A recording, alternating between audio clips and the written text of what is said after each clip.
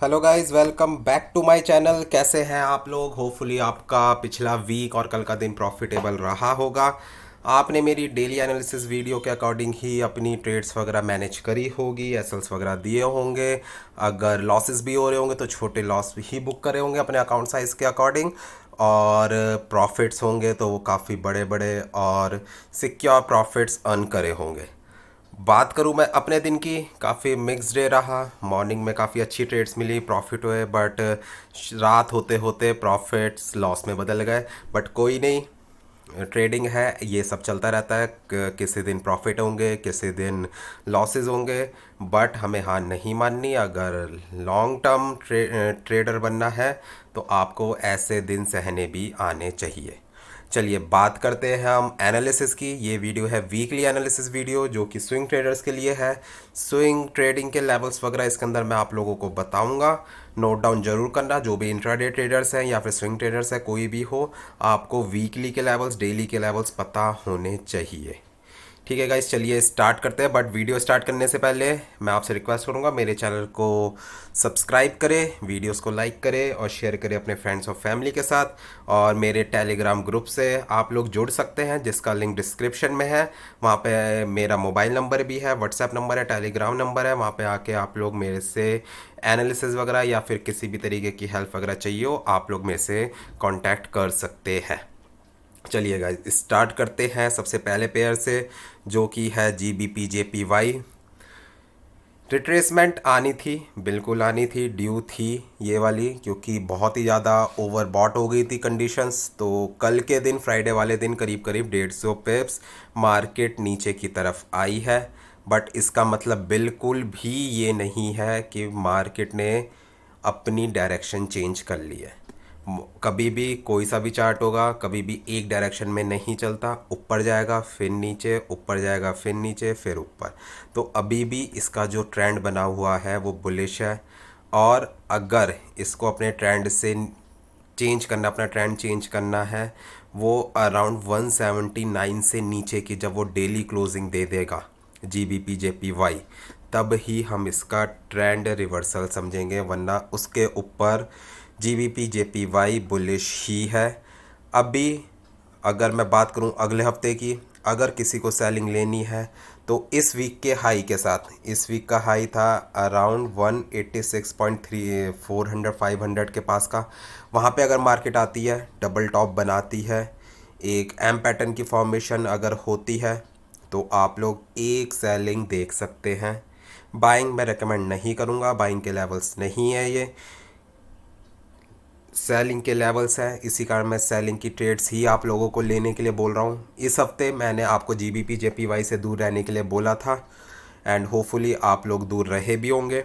अब next week की बात करूँ तो पहली मेरी सेल 186.500, जो कि वीक का हाई था। बस इस कारण मैं वो इस लेवल से एक सेलिंग ले रहा हूँ, यही रीज़न है। वरना मैं इसके अंदर सेलिंग और बाइंग कुछ नहीं करता, नो ट्रेड रखता। 186.500 के पास से आप लोग एक सेलिंग देख सकते हैं। और अगर वो ट्रेड चलती है तो होपफुली वो आपको 400 से 500 पे मीन्स 180 181 तक के भी लेवल्स आपको शो कर सकती है। ठीक है गाइस, अब चलते हैं अपने अगले पेयर की तरफ, जो कि है USD JPY। सिमिलर सिचुएशन में है। अगर आपने GBP JPY का चार्ट देखा हो या फिर USD JPY का चार्ट देख रहे होंगे, लगभग लगभग सेम है। थर्सडे फ्राइडे रेड कैंडल्स है, कल के दिन भी वो एक नीचे छोटी सी विक छोड़ी है। और अगर मैं इसकी बात करूं, अगर इसको आप लोगों को समझना है कि कब इसकी डायरेक्शन चेंज होगी, तो जब ये मार्केट 139 से नीचे डेली की क्लोजिंग देगी, तब ही हम इसे एक रिवर्सल मानेंगे, वरना तब तक ये मार्केट ऊपर ही है और ऊपर जा सकती है। सेलिंग के लेवल की बात करूं तो जो इस वीक का हाई था, सिमिलर GBP JPY की तरह 146.600 के पास का, यहाँ पे अगर आपको मार्केट मिलती है, आप लोग एक सेलिंग की एंट्री ले सकते हैं। टारगेट आपका वही 140 141 के पास का अगर मिल जाए, आपकी ट्रेड चल जाएगी। एसएल जरूर रखना, स्विंग ट्रेडर हो तो करीब 100 पिप्स की तो आप लोगों को एक एसएल होना चाहिए, 100-120 पिप्स का। और अगर इंट्राडे ट्रेडर्स हो तो 50 से 60 पिप्स पे आप लोग अपना एसएल दे सकते हैं। दोनों के लिए लेवल सेम रहेंगे, जो भी हाई बनाया है मार्केट ने उसके पास का लेवल आपके लिए बेस्ट रहेगा ट्रेड लेने के लिए। सेलिंग की, बाइंग रेकमेंडेड नहीं है। ठीक है गाइज, अब चलते हैं अगले पेयर की तरफ। सबसे पहले बात करते हैं हम ऑयल की। ऑयल ने क्या दिखाया है, कैसे करा है। ऑयल का मैंने आपको बोला था 78-79 के लेवल से आपको एक बाइंग मिल सकती है। अराउंड बाइंग मिली भी 150 से 200 पिप्स की, कल के दिन वो बाइंग आ गई। अब बात करूँ मैं अगले हफ्ते की, तो अगले हफ्ते मार्केट साइडवेज रह सकती है या फिर मार्केट दोबारा से 84 के लेवल को टच कर सकती है। पूरे चांसेस हैं मार्केट ऐसा करे, क्योंकि जो मार्केट ने ये अराउंड वेंसडे थर्सडे वाले दिन जो कैंडल बनाई थी, वेंसडे वाले दिन वो थर्सडे और फ्राइडे वाली कैंडल्स ने पूरी एनगल्फ कर ली है। अब चांसेस यही है, अगर 80.94 के 94 से ऊपर एक घंटे की कैंडल ओपन क्लोज होती है तो उसके बाद इसका नेक्स्ट टारगेट जो रहेगा 82.50 और उसके बाद 84.50 तक का हो सकता है। अगर सेलिंग देखनी है इसके अंदर तो 84.50 या 85 के पास से आप लोग एक सेलिंग देख सकते हैं। और अगर मैं बाइंग की बात करूं तो अराउंड 75-76 के पास से ही आप लोगों को इसके अंदर बाइंग देखनी चाहिए। उससे पहले बाइंग देखना मैं रेकमेंड नहीं करूंगा, सेलिंग देखना ही ठीक है इसके अंदर 84-85 के लेवल से। इस तरीके को समझ लेना जो मैंने डेली पे बताया है। अगर 80 पॉइंट मतलब ये जो कैंडल बनी है अराउंड इसका हाई था 80.96, मतलब 80.96 के ऊपर एक घंटे की कैंडल ओपन क्लोज होती है तब इसका टारगेट, सबसे पहला टारगेट TP1 आपका 82.50 के पास का और TP2 आपका 84.50 के पास का रहेगा। ठीक है गाइस, अब चलते हैं अपने अगले पेयर की तरफ जो कि है नैस्डैक। नैस्डैक ने काफ़ी परेशान करा हमें कल के दिन। सडन मार्केट दिन के टाइम तक नीचे आई। यूएस मार्केट में भी सारे शेयर्स वगैरह गैप डाउन ही ओपन हो रहे थे, तो उस समय वही लग रहा था मार्केट और नीचे तक जाएगी, करीब करीब 14,300 तक के लेवल्स को टच कर सकती है। बट मार्केट एंड होते होते, डे क्लोज होते होते मार्केट ने एक बड़ी ज़बरदस्त कैंडल बनाई है, वो बनाई है डोजी। और डोजी आपको पता ही है, अगर सपोर्ट और रेजिस्टेंस पे बने तो उसका मतलब होता है मार्केट दूसरी डायरेक्शन में जा सकती है। तो अब हमें अगले वीक के लिए क्या करना है, अगर मार्केट डोजी में ट्रेड करने का एक बेहतरीन तरीका यही होता है, अगर मार्केट उसके 50% पे आए, मतलब 14,600 या 620 के पास में अगर आपको मार्केट मिले, वहाँ से आप लोग एक बाय ले सकते हैं। टारगेट कहाँ तक के, 15,300-400 तक के। पिछले हफ्ते की वीकली वीडियो में मैंने आपको बोला था 14,700 से लेकर 15,300 की रेंज में मार्केट चल सकती है। इस वीक भी मैं आपको सेम बोलूँगा, इसी रेंज में मार्केट ऊपर नीचे हो सकती है। तो ये जो डोजी कैंडल बनी है अपने माइंड में रखना कि जब तक इस डोजी का ब्रेकआउट नहीं होता नीचे की तरफ, एक घंटे की कैंडल ओपन क्लोज नहीं होती, तब तक ये बेयरिश नहीं है। मार्केट एक बार दोबारा से करीब 500 से 600 पिप्स ऊपर जा सकती है, 15,200 तक प्यार से जा सकती है नैस्डैक की मार्केट। अब चलते हैं अपने अगले पेयर पे जो कि है US30। बिल्कुल सिमिलर सिचुएशन इसके अंदर भी है, मार्केट ने डोजी पर बनाई है रेजिस्टेंस सपोर्ट पे अपने। और इसके अंदर अगर आपको बाइंग की ट्रेड लेनी है तो करीब आप 34,300 350 के पास से एक बाइंग की ट्रेड देख सकते हैं US30 के अंदर।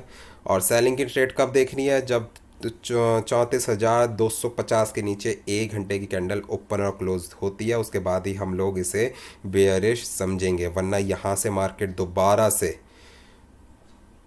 35,100-200 तक प्यार से जा सकती है, करीब करीब 700 से 800 पिप्स ऊपर जा सकती है मार्केट। कहाँ तक, जो ये वाला जो पहले सपोर्ट बना हुआ था वो रेजिस्टेंस को टच करने के लिए मार्केट जा सकती है 35,050 या 100 के पास। तो इसमें भी नैस्डैक की तरह सेम सिचुएशन है, लेवल मैंने आपको बता दिया है 34,000, 34,300 350 के पास का वहाँ पे मिलती है मार्केट। तो आप लोग एक बाइंग देख सकते हैं।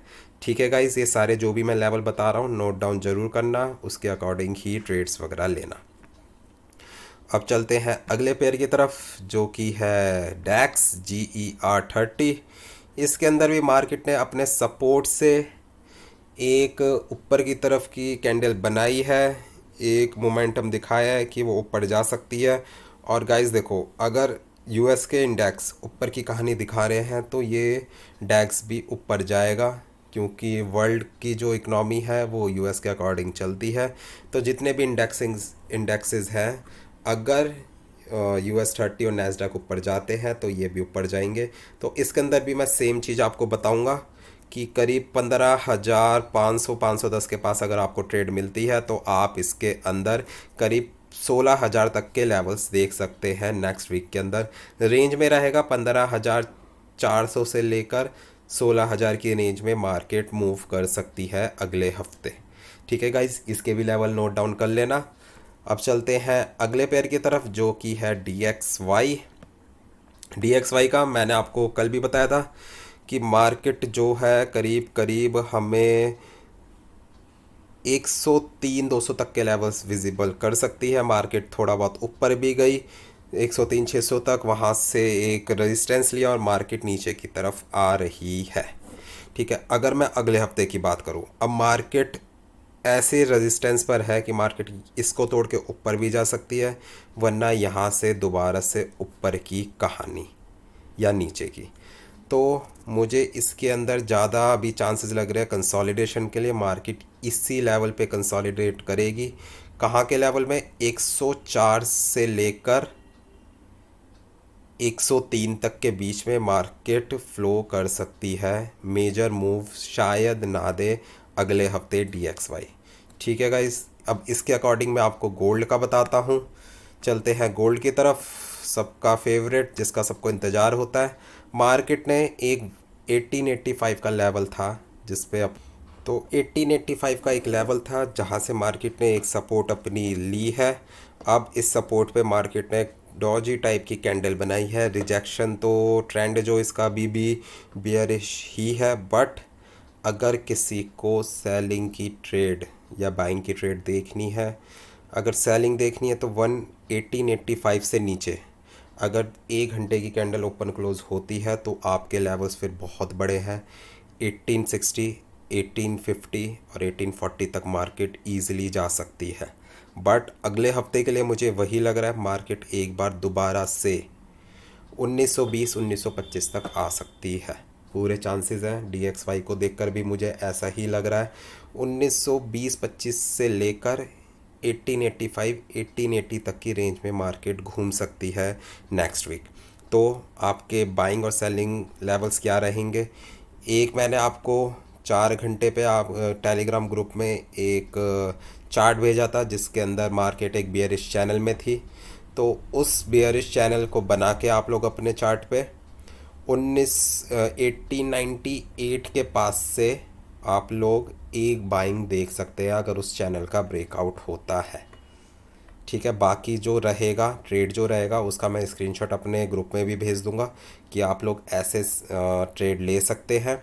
और अगर मैं सेलिंग की बात करूं तो 1885 के नीचे कोई 1 घंटे की कैंडल ओपन क्लोज होती है तो उसके नीचे आपको नीचे के लेवल्स देखने हैं, और 1895 के ऊपर कोई 1 घंटे की कैंडल ओपन क्लोज हो जाती है तो उसके बाद आपको ऊपर के लेवल्स देखने हैं।